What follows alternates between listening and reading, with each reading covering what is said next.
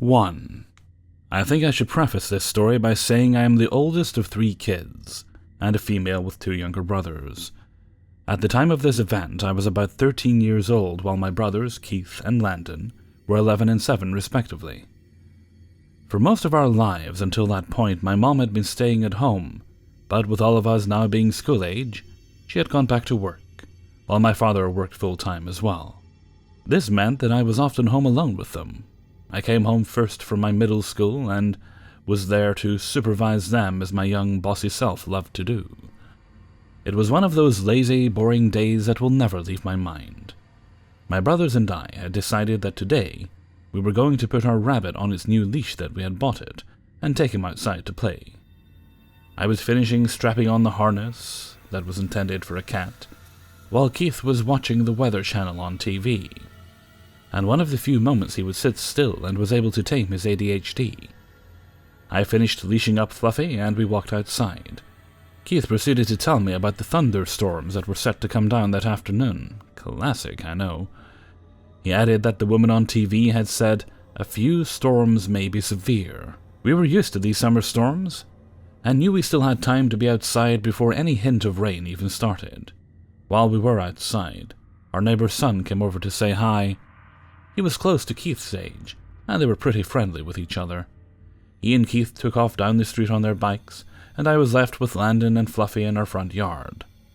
We sat out there for a while, myself reading my newest library book, while Landon alternated between petting Fluffy and kicking a soccer ball as hard as he could at the garage. I watched the storm clouds roll in, waiting for the moment when I would have to summon both brothers and head inside. That came about half an hour later, and Keith returned with his bike. We put everything in the garage and went back into the house. As was our pre-storm ritual, we broke out the popcorn machine and made a nice buttery batch or 3, before taking 3 dining room chairs and turning them towards the bay window that faced the street. We loved to watch the storms from this window and had a perfect view of the darkening sky. Not too soon later it began to rain, then pour as happens with those dark clouds.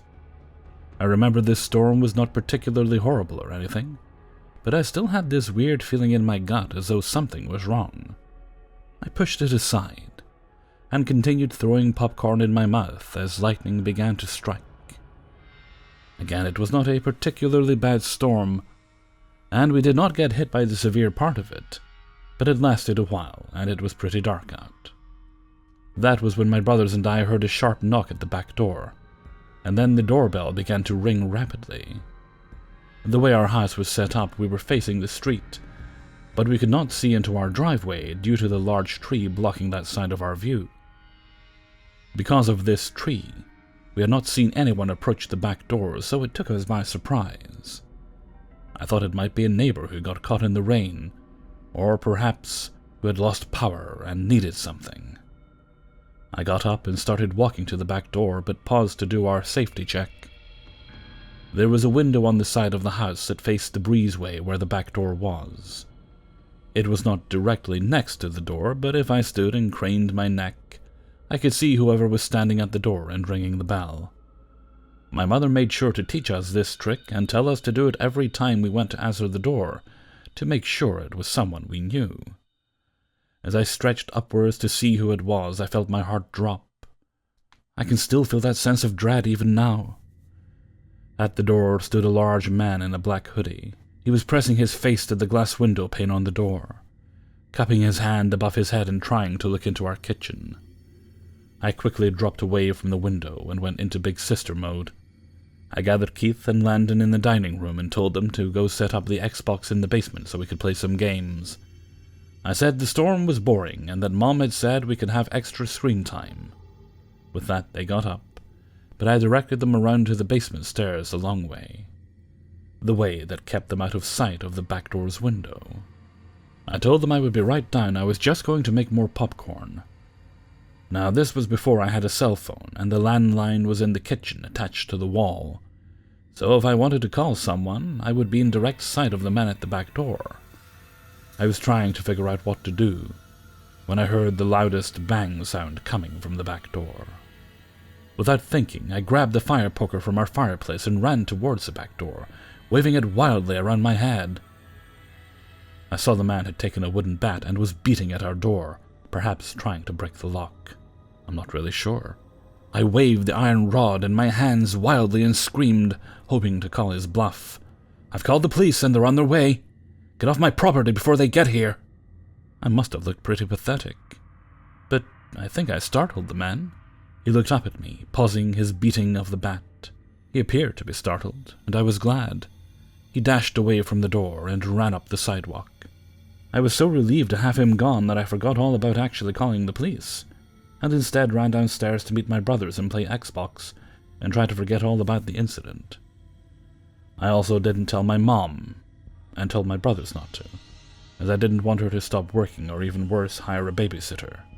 Thinking about this now, years later, I don't really know how I drove the man away. Perhaps he didn't think anyone was home. Perhaps he didn't want to get caught by the police. Or maybe I just looked so crazed that he decided against trying anything again. I have no idea what he wanted. But my best guess is that he wanted to break in during the storm, probably to rob us, and make a getaway while our neighbors who were usually outside were staying in out of the rain. Whatever his intentions, I'm glad seeing a 13-year-old girl did not make him want to come inside, and I hope that I never meet him again. 2. I am a 20-year-old female esthetician who just got herself a job in a wellness which houses a gym, pool, saunas, and more.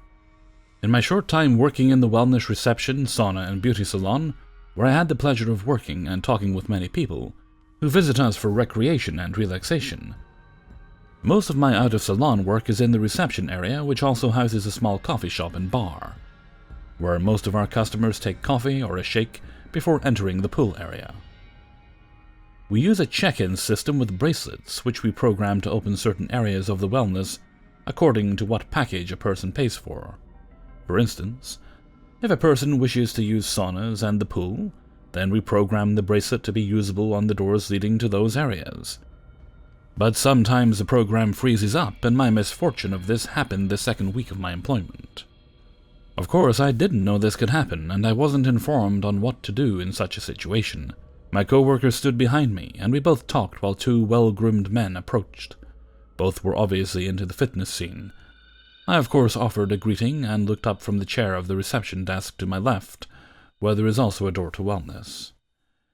First thing that I felt was extreme sense of unease, just a gut feeling that there was something off about these two guys. The first guy was tall of stature. His face had this emotionless, bored expression, like my mere existence inconvenienced him. He was a good-looking man, by society standards anyway. His friend just stood off to the side, but never next to him, as I would find out this was always the case in the next few weeks. The first guy, we will call him Bob, and the second will be Dave. Dave as well gave off a creepy vibe, which my co-worker never seemed to pick up on, as she chatted with them. I, in the meantime, struggled to get the bracelets ready, and remarked that the program wasn't working. My co-worker quickly found the fault, and the Bob guy just tisked at me and went through the doors with a low chuckle. Next time the program freezed up was a couple of days later, and the two guys were back. Timing can be cruel. I apologized and said it will take a minute, and made eye contact only to find a dead stare and Bob being awfully close with his height, towering over me in my small chair. I nervously chuckled again, gave them the bracelets, which they took harshly from my hands, and tisking again. I shook off the encounter and proceeded to mind my own business. Over the 2-week period, I avoided the reception when they were present, and almost always the Bob guy would give me this deadpan cold-eyed stare. I pretended not to notice. I'm also a masseuse, and had been given instructions to go seek out 2 clients from the sauna resting area, and with my bad luck, I stumbled directly onto the guys. At first I thought it was funny because they were wearing mud masks, and I couldn't recognize that it was them. So I asked if they were the massage customers, and the Dave guy, who was always behind him, started turning around and said that I can do it right here, while almost exposing himself. I was confused and apologized for my mistake once I realized it was them. And not 1 second later, my spa manager came in and said that it was her mistake for informing me of seeking out the clients in the sauna because they were actually waiting in another part of the spa. I walked out fast, embarrassed by my mistake. That sauna mistake happened over a weekend, and with Monday afternoon the men returned. Early in the evening before they arrived, I was helping out in the bar in the rush hour, and a man asked to borrow a swimsuit for men. With little time to spare and my co-worker's approval, I lent him a dark blue pair of swimming trunks with green inside band. It's what I remember from my quick grab from the lost and found drawer. The details of the trunks were hazy. Later on, the men arrived, and while waiting for their coffee, the Bob guy spoke up, in a belittling way, describing my identity mistake on the sauna day over the weekend. I laughed it off and tried to be friendly. My co-worker, who stood by the side, laughed it off as well, and he frowned. I moved to the reception area to check out a few things, because my shift was ending in 15 minutes, and while my co-worker was talking to them, I felt safe enough to be close to the reception desk. The coffee shop was pretty much empty at this point, and the Dave guy stood up and moved past me. Bob stayed behind, and my co-worker went outside on a smoke. Not a second passed, and Bob shot up, moving to my desk area. I tried not to tense up, and I put on a friendly demeanor. He insisted that we check the lost and found area, but not saying what he lost. I stood up and moved to the wall with the covered shelf and half-open door, while suddenly the guy had moved 3 meters to the cabinet where I was standing and invading my personal space while hovering over me. He has still not specified what kind of item he has lost. He was already looking in, then he asked if there were any swimming trunks with flowers. He leaned in even more, and suddenly in my head red flags sprung up. I said if maybe they have a green inner border or a darker blue color. No, they have flowers. Oh, okay. Maybe we will find them today after we clean everything up at the end of the day. If you have not found them yesterday, then you won't find them today. Well, I'm sure we can try, sir. How did you know they had flowers, You say you don't have them. Then why did you ask about flowers? Sir, I did not say anything about flowers. I only asked about the inner green color band and dark blue color. You said flowers. You think I hear voices? No, sir, I did not say that. I had my fair share of gaslight attempts in my life, but the way he leaned in with that horrible cold look made me feel so small. He suddenly backed off and said in a sarcastic way that he must be hearing voices then. Well, let's hope your fitness right now will fix that, I answered back. He tisked again and left like nothing happened. I'll be seeing him almost every day at work. Who am I dealing with here? They look like normal, handsome young men. Because seriously, Flower Bob... Man, let's not meet again. 3. Some backstory before I begin. This is something that I found out about a week ago, but has been ongoing apparently for several years. I am 24, female, and my partner is 24, male. His ex-girlfriend before he met me, another key member of this story, is also 24 and female, and her ex-boyfriend, the one directly before she dated my boyfriend, is 35, male. To start, I began frequently attending a goth club, and their events had happened once a week. My 2 best friends are there regularly, so I decided I would work on not being a depressed hermit that never leaves my house, and start socializing and making more than my 2 only friends. So I started going with the intention of making new friends, and I did. It was all going really well, and I'm usually very shy and anxious, but I started feeling safe enough there that I was able to open up to people approaching me and befriend them. One night I keep noticing a goth boy in makeup and platform boots, because 1, he has a cool cape, and 2, he seems to always be somewhere nearby. It's a large club with several rooms inside and outside, but I didn't think anything odd of it immediately. He eventually approaches me to say hello, and I ask if I know him, since I've noticed him nearby frequently throughout the night, and he says, "Yeah, you're Nero's girlfriend, right?" I replied, "Yeah, so you're a friend of Nero's then?" He laughs and says, "Well, kind of. We actually just have a mutual ex-girlfriend." All of my boyfriend's exes are pretty terrible aside from one, from the stories I've heard from him, his parents and his friends, so I had no interest in hearing any more after that. I told him it was nice meeting him and ran off to rejoin my friends. The very next week he's there again and says hello when he sees me. I realized before that I hadn't asked his name, so after he greeted me I said, "I'm sorry, I didn't catch your name the last time." He said, "Oh, I'm sorry, I was so drunk. I'm embarrassed for even bringing up Marie like that. My name's Geralt." I tensed up hearing Marie's name because she was the girl Nero dated before me, and she still openly admitted to having feelings for Nero and had tried to make advances several times from the moment we started dating. That were all shut down. I trust my boyfriend, but I have a very strong dislike for Marie. I said, "Oh, so your mutual ex is my very favorite one," sarcastically. He nodded. "Yeah, be careful with Marie, she's a dangerous one." He talked a bit more about his previous relationship with Marie, mostly about how manipulative she was, how much she cheated on him, just generally bad-mouthing her. He kept stuttering, seeming a bit awkward and shy, so I wrote him off as being harmless and we finished our conversation and didn't speak again for the rest of the night. Over the next couple of months, I'm there every week as usual, but suddenly so is Geralt. He hadn't been someone that regularly attended before, but I wasn't really feeling paranoid about it yet because, 1, he seemed so awkward, shy, and innocent when I talked to him, and 2, it is like the only goth club around. Maybe he just discovered he liked the place, and was also trying to make new friends. So I told myself that it would be irrational to think he was there for me. I have PTSD and an anxiety disorder, so it's not uncommon that I have irrational, intrusive, sometimes paranoid thoughts. So I chose to ignore him.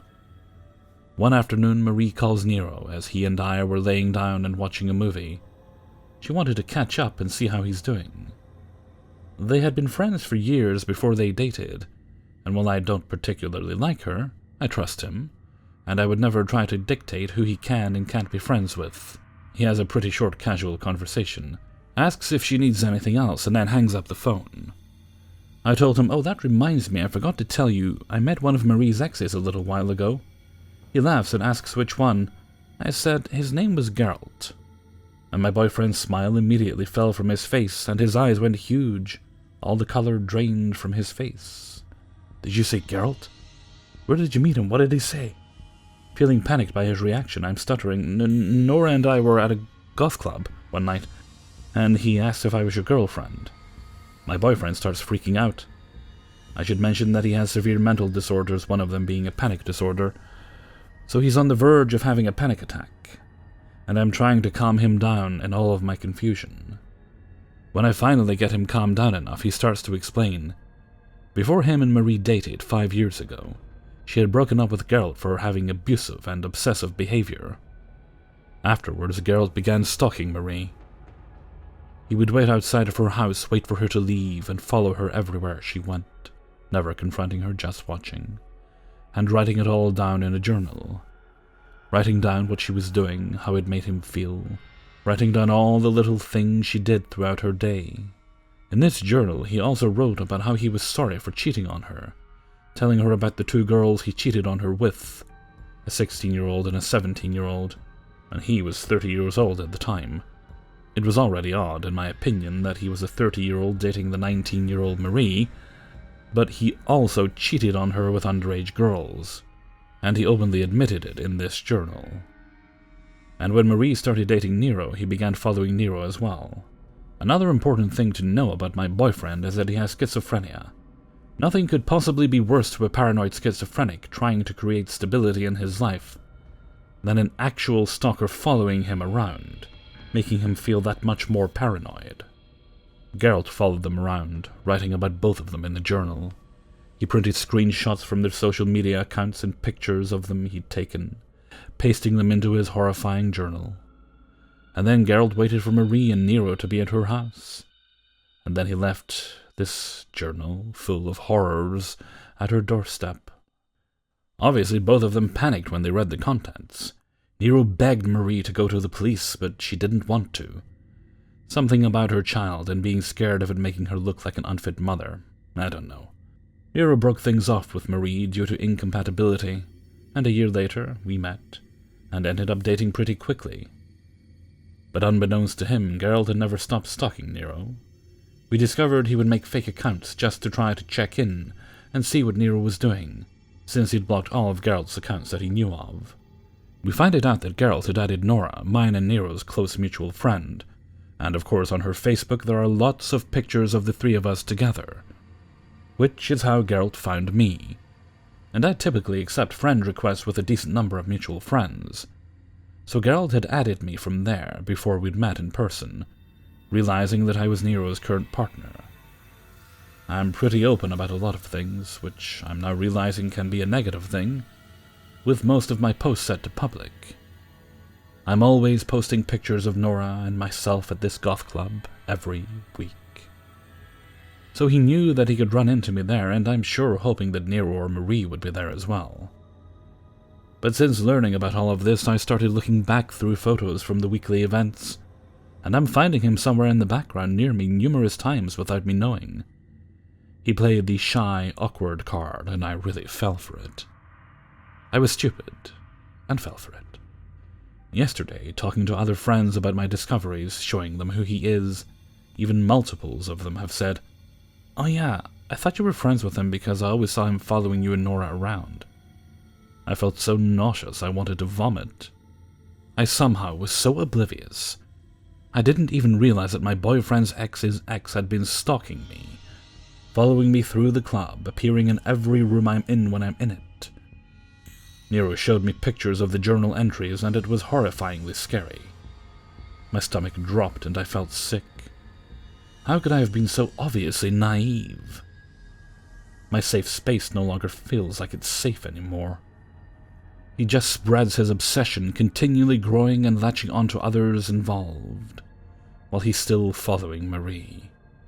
Even after all these years, she's still afraid when she leaves her house, and now I'm afraid to leave mine. I'm afraid to go back to this club and see him again. I'm afraid for my friends that attend. How much more will his obsession grow? Who else is he going to follow? Has he followed me home? Does he know where I live now too? I've been feeling so paranoid and unsafe. I haven't left my boyfriend's house since I found out. I'm afraid to be home and alone. I obviously won't be going back to that club for a while. I asked Marie to take the journal to the police and get a restraining order. I want one myself, but I'm not sure that I have enough evidence to support needing one. But she definitely does, having that journal. I hope one day soon I won't have to look over my shoulder anytime I leave my house. So, you manipulative, predatory creeper stalker Geralt, let's not meet ever again. Hey everybody, Hellfreezer here, and thank you very much for listening to we were doing so well. 3 True Scary Stories, episode 443. Just edit that together, no one will notice. There we go, lovely. Professional, I'll have you know, I'm a professional man. I'm not professionally a man, I'm a man who's professional. Some would say I'm actually quite amateurish at being a man. I've never actually took the test, I don't have a license, but it seems to work out well anyway. Okay, and with that I'm going to head off for now, so until next time, thank you very much for listening, and take very good care of yourselves.